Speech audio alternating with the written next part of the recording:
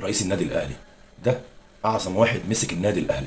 السلام عليكم. هنتكلم عن انجازات الكابتن محمود الخطيب، اعظم رؤساء النادي الاهلي، لما في 5 سنين يحقق 2 دوري ابطال، بطوله مستعصيه، قبل ما هو يجي لمده 7 سنوات يبقى رئيس اسطوري. لما في 6 نسخ دوري ابطال تلعب 5 نهائي منهم يبقى انت رئيس اسطوري. لما تكون هتلعب رابع نهائي دوري الابطال على التوالي يبقى انت رئيس اسطوري. لما فريقك يلعب 3 كاس عالم على التوالي ولسه هتلعب نهائي ممكن منه تلعب نسخه رابعه، ولسه هتلعب نسخه 2025، يعني في عهدك لعبنا 4 كاس عالم وممكن يبقوا 5 ومتتاليين، يبقى انت رئيس اعجازي مش اسطوري بس. لما فريقك في المربع الذهبي 3 مرات على التوالي في مونديال كاس العالم ويحقق ميداليتين من اصل 3 تاريخيا، انت رئيس اسطوري. لما فريقك يلعب مباراتين رسميتين لاول مره في تاريخ اي نادي مصري امام ابطال اوروبا البايرن والريال في مباراه رسميه، تبقى انت رئيس اسطوري. لما فريقك يتعمل له ممر شرفي من نادي بايرن وتشيلسي تبقى انت رئيس اسطوري. لما فرق النادي الجمعيه المختلفه رجال وسيدات تقدم موسم تاريخي زي ده ونتجاوز ال 22 بطوله تبقى انت رئيس اسطوري. لما في القدم نبقى في طريقنا ل5 مونديال متتالي، وفي اليد هنلعب تاني مونديال على التوالي، في السله بنلعب اول مونديال في تاريخنا، تبقى انت رئيس اسطوري. لما فريق السله يحقق اكتر من تلت تاريخه في عهدك في 5 سنوات ويتحول من اسوأ فرع في النادي لفرعه الذهبي، تبقى انت رئيس تاريخي مش اسطوري بس. لما في القدم تجيب موسيماني اللي قال عليه تريكا يجي بعد جوزيه وهديكوتي تبقى رئيس اسطوري. لما في السله تجيب اوجستي ويبقى اعظم مدير فني في تاريخ الصالات في مصر يبقى انت اسطوري. لما تجيب كولر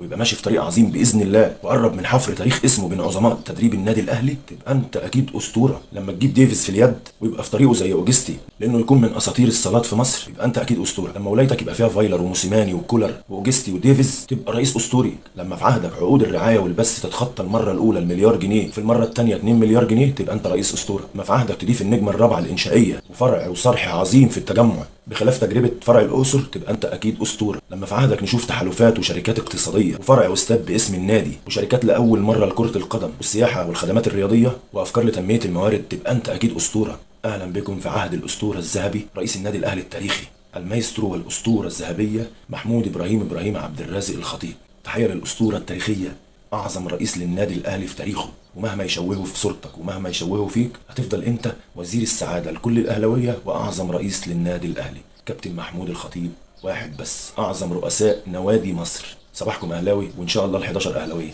سلام عليكم.